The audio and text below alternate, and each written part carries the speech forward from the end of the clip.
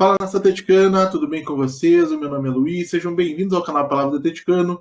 E no vídeo desse sábado a gente vai falar do empate em 1-1 entre Atlético e Atlético Mineiro na Liga Arena, em partida válida pela 22ª rodada do Brasileirão 2023. Então fiquem comigo que logo depois da vinheta a gente volta para falar sobre tudo o que aconteceu nessa partida.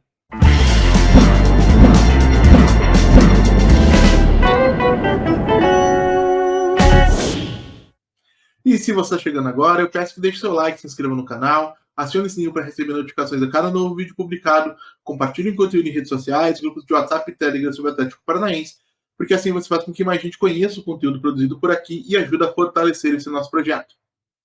Então vamos lá para falar do Atlético Paranaense 1, Atlético Mineiro 1. Furacão foi a campo escalado pelo técnico interino Wesley Carvalho, com Léo Link no gol, substituindo um Bento lesionado, Matson na lateral direita, Kaká e Thiago Heleno formando a dupla de zagueiros, Lucas Esquivel na lateral esquerda, Eric Fernandinho e Arturo Vidal no meio de campo, com Vitor Bueno, Vitor Roque e Rômulo mais à frente. Rômulo que foi a grande surpresa dessa escalação de hoje, depois de não ter entrado em campo um único minuto desde que retornou de lesão, ele saltou diretamente da não utilização para o time titular, mais ou menos como aconteceu com o Thiago Andrade lá na altitude de La Paz, com as peculiaridades físicas daquele jogo aí descartadas nessa nossa comparação. De qualquer maneira, para mim faz pouco sentido, tá? Explico. Primeiro porque o Coelho, que vinha fazendo esse papel de ponta-ala pelo lado esquerdo, retornando para fechar a linha de 5 quando o Atlético se defendia dos ataques adversários, primeiro, vem de uma boa sequência de jogos, inclusive aí com assistência, sendo um jogador importante nas últimas partidas, com o Coelho estando disponível, a não ser que ele tenha tido algum problema físico que forçou essa mudança, e essa informação até esse momento não saiu. Não faria sentido a saída do argentino para a entrada do Rômulo.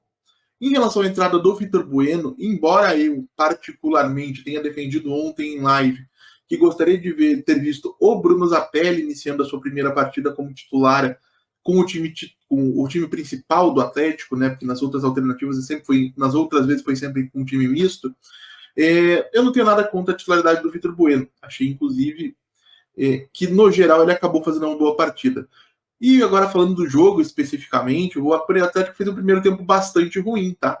O Atlético Mineiro dominou as ações, teve mais posse de bola, conseguiu com muita facilidade criar superioridade pelo lado direito da defesa do Atlético, com as aproximações de Pedrinho, Pavon e Guilherme Arana por aquele lado. O Atlético que não teve fórmula naquele momento para superar essa aproximação desses jogadores, porque Matson e Kaká acabavam ficando, na maior parte das vezes, em inferioridade. Quando não ficavam, era porque existia um deslocamento de um Eric, por exemplo, para aquele lado, mas aí abria-se uma brecha na metade na região mais central do gramado.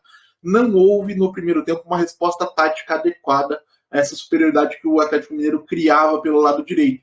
E aí eu vou entrar num determinado tema, rapidamente, porque pode ser que eu faça um vídeo mais extenso sobre isso durante a semana, que é a forma como o Wesley arma a equipe para se defender. Eu entendo a necessidade, inclusive sou bastante favorável a você trabalhar com a saída a partir de 3 jogadores. Você aumenta a quantidade de opções e, consequentemente, assim aumenta também a sua capacidade de conseguir sair com a bola desde trás sem precisar recorrer a inúmeros lançamentos longos, a chutões para frente, a bolas espanadas, tudo aquilo que nenhum torcedor gostaria de ver. Mas me preocupa, em certa medida, o fato de que o Atlético faz isso de uma única maneira. É sempre com um Esquivel sendo trazido para dentro e com um ponta-ala pela esquerda. Se você for pegar exemplos de outras equipes que fazem isso, e aí eu vou me prender especificamente no Palmeiras do Abel Ferreira, que além de ser talvez o grande exemplar dessa saída no futebol brasileiro, tem sido extremamente bem sucedido nos últimos anos, nem sempre essa saída com 3 é feita da mesma maneira. Às vezes é o lateral esquerdo que é trazido para dentro, como é o caso do Atlético, outras vezes o lateral esquerdo atua como ala e quem é trazido para dentro é o lateral direito. Outras vezes os 2 laterais jogam como alas e quem vem participar da saída por dentro é o volante, que é o que a gente chama de saída lavoupiana, né, porque foi idealizada por um técnico argentino chamado Ricardo Lavolpe, mas eu não vou entrar nessa divagação agora. E o Atlético não, o Atlético é extremamente unidimensional nesse sentido, e eu não entendo por que, no primeiro tempo, por exemplo, quando o Atlético Mineiro criava tanta vantagem por aquele lado, a gente não podia ter o Esquivel, que vinha sendo menos exigido, com um pouco mais de liberdade, e o Matson preso daquele lado, até para não gerar um corredor quando ele subisse para ataque. Então, o Atlético acabou sendo superado com bastante facilidade, especialmente por esse lado direito na primeira etapa. E, apesar de algumas boas atuações defensivas, e eu falo especificamente do Kaká e do Esquivel, foram muito bem, tanto com a bola quanto sem a bola, o Atlético mandou no jogo, tá? Muito emblemático disso é o fato de que, mesmo tendo aberto o placar aos 6 minutos de partida, o Atlético Mineiro termina a primeira etapa com mais posse de bola do que o Atlético, mesmo sendo um time do Filipão, que a gente sabe que quando abre o placar normalmente acaba arrefecendo a pressão. Então o Atlético Mineiro termina o primeiro tempo com 52% de posse de bola e em igualdade com o Atlético em número de finalizações, foram 7 para cada lado. E no intervalo, o Wesley acaba corrigindo algumas situações que ele mesmo criou na escalação inicial. Sai o Rômulo, que sentiu demais a falta do ritmo de jogo e que, além de tudo isso, não é um jogador para fazer esse corredor, ele não tem essa velocidade e essa resistência para ficar fazendo esse movimento de pêndulo, indo e voltando o tempo todo. Entra o Coelho, que vinha fazendo bem e hoje mais uma vez fez bem esse papel. Sai o Vidal, que dessa vez especificamente não fez de fato um bom jogo, foi impreciso com a bola, fisicamente também não conseguiu se sobrepor aos seus adversários, né? E acabou sendo substituído com justiça nesse primeiro tempo. E com essas correções, com essas mudanças, o Atlético tanto conseguiu corrigir alguns problemas da primeira etapa, quanto crescer. Isso motivado também, é lógico, pelo fato do próprio time do Filipão ter recuado para defender a vantagem, como eu já mencionei, é uma característica bem conhecida dos times do Filipão. O Atlético cresceu na partida nesse novo cenário, né, com essas novas entradas, especialmente nas jogadas combinadas entre o Bruno Zapelli e o Vitor Bueno, como poderia acontecer também com o próprio Arturo Vidal, caso ele estivesse num bom dia, como poderia acontecer com interações entre o Zapelli e o Alex Santana, entre o Fernandinho.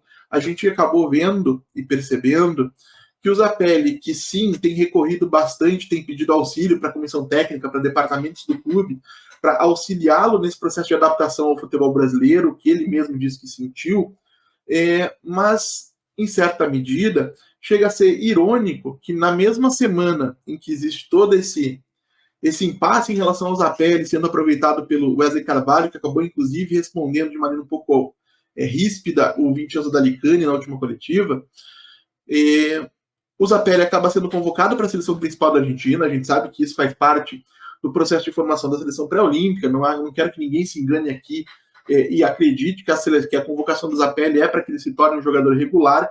O que eu acredito é que a seleção olímpica da Argentina não vai trabalhar nessa data FIFA. O Zapelli foi convocado já para ser inserido nesse contexto de seleção nacional e também imagino que ele será posto em campo, sim, um jogo oficial de eliminatória, para eliminar definitivamente a possibilidade de que ele decida futuramente representar a seleção italiana, que ele poderia, como já fez na base. Mas, de qualquer maneira, Zapelli convocado para a seleção argentina acaba contribuindo muito para que o Atlético conseguisse ter mais alternativas no segundo tempo, se mostrou extremamente lúcido com a bola, capaz de defender a posse da bola, se livrar dos marcadores, dar sequência nas jogadas. Então é aquilo que eu mencionei nos vídeos anteriores, gente, eu não mudei de opinião. Eu entendo que existe um processo de adaptação em andamento no que se refere ao Bruno Zapelli no Atlético Paranaense.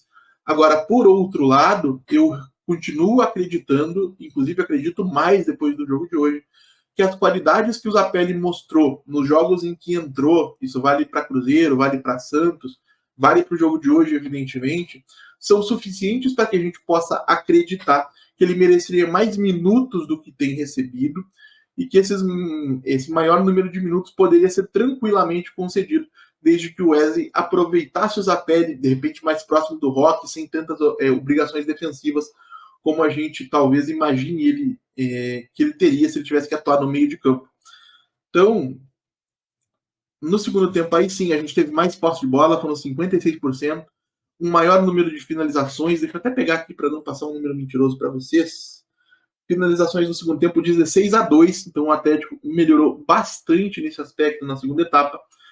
E dentro desse contexto de melhora, o Atlético empata a partida, com o Zapelli sendo decisivo. Existe um desvio no passe que ele tenta, mas não, a meu ver, não muda o fato de que o passe é do Zapelli, que encontra o Vitor Roque, que acaba chutando primeiro em cima do Everson, mas aproveita o rebote para empurrar a bola para o fundo da rede, segue se aproximando da artilharia do campeonato. Acho que é forte candidato a pelo menos igualar, outra vez ultrapassar o Tiquinho Soares, enquanto o artilheiro do Botafogo se recupera de lesão. E poderia ter sido ainda mais, porque no momento em que o Atlético empata a partida, deixa eu pegar o minuto exato aqui para não falar nenhuma mentira para vocês, foi aos 78, existe uma alteração no contexto mental, psicológico do jogo, e a gente sabe, já falei aqui outras 300 vezes, se você é o time da casa, está perdendo de 1-0 e marca um gol nos últimos 15 minutos para empatar o jogo, vai ter pressão nos minutos finais, independentemente se você é o Ibis ou o adversário é o Real Madrid. A questão emocional normalmente pesa muito nesse momento, e o Atlético cresce, poderia ter crescido mais, não fosse uma expulsão do Fernandinho, que eu vou chamar de contestável. Não acho que o Fernandinho tenha feito um movimento de cotovelada, ele foi para proteger a bola. Primeiro existe um contato do braço dele com o braço do adversário, depois sim, na sequência desse movimento, talvez até por conta desse primeiro contato, o braço dele sobe, atinge o rosto do jogador do Atlético Mineiro, que sabe era Saravia. E eu acredito, tá, que na maior parte dos campeonatos de primeiro escalão da Europa, talvez não tivesse aplicação de cartão nesse lance. E, consequentemente, não existiria expulsão. Por outro lado, eu também reconheço que aqui no futebol brasileiro a tendência natural é que a arbitragem aplique cartão nesses lances. Então, não vou transformar a arbitragem num cavalo de batalha e tentar fazer de conta que o Atlético deixou de ganhar por conta do árbitro. Não acho que seja isso. A única coisa que eu gostaria de criticar a arbitragem, não só a arbitragem, mas o comportamento do time do Atlético Mineiro na Liga hoje foi o excesso de cera que começou ainda no primeiro tempo. E isso não é exclusividade do Galo, tá? Não me entendam mal, especialmente os torcedores do Atlético Mineiro que eventualmente cheguem nesse vídeo. É um comportamento do futebol brasileiro. O Atlético fazia isso também quando tinha o Filipão, fazia ainda mais, inclusive na mesma proporção que o Galo fez hoje. É uma coisa que a gente deveria, a meu ver, se envergonhar. Vou continuar batendo sim, seja o adversário, seja o Atlético fazendo isso. Não é uma coisa assim, não é um comportamento ético dentro de campo. Não acho que seja uma coisa que a gente deve elogiar ou tolerar ou fazer vistas grossas. Pelo contrário, eu vou criticar todas as vezes que acontecer. E para não deixar de mencionar um tema que eu acabei pulando no meu roteirinho aqui, me toquei ao longo do caminho, eu acho que o gol do Atlético Mineiro foi legal, tá? Eu sei que algumas pessoas defenderam que houve falta no Eric no lance, por isso talvez o gol deve ser anulado. Mas, ao meu ver, o Eric sente o contato do jogador do Atlético, a meu ver, é um contato de controle de distância, não é um empurrão tão violento assim a ponto de causar a queda, e eu entendo que o Eric se aproveita desse contato para se deixar cair. E se deixar cair é diferente de se jogar, tá? Vamos deixar isso bem claro. Mas o contato, ao meu ver, não é faltoso, o gol do Galo é legal. Se a gente fosse falar em termos de desempenho técnico das equipes em campo, acho que esse empate é justo, mas fica novamente a preocupação das decisões tomadas pela comissão técnica limitando a qualidade do time do Atlético dentro de campo. O Wesley Carvalho, essa altura do campeonato, certamente já deu a sua entrevista coletiva e a gente volta para falar dela amanhã e verificar o que o nosso comandante achou de tudo isso que aconteceu na Liga Arena na tarde deste sábado. Então é isso, gente. Eu agradeço pela audiência e pela paciência de vocês. Peço mais uma vez que deixem um like, se inscrevam no canal, compartilhem conteúdo nas redes sociais. A gente volta a falar de Atlético Paranaense amanhã aqui no canal Paulo Atleticano. Muito obrigado mais uma vez pela atenção de todos e até a próxima.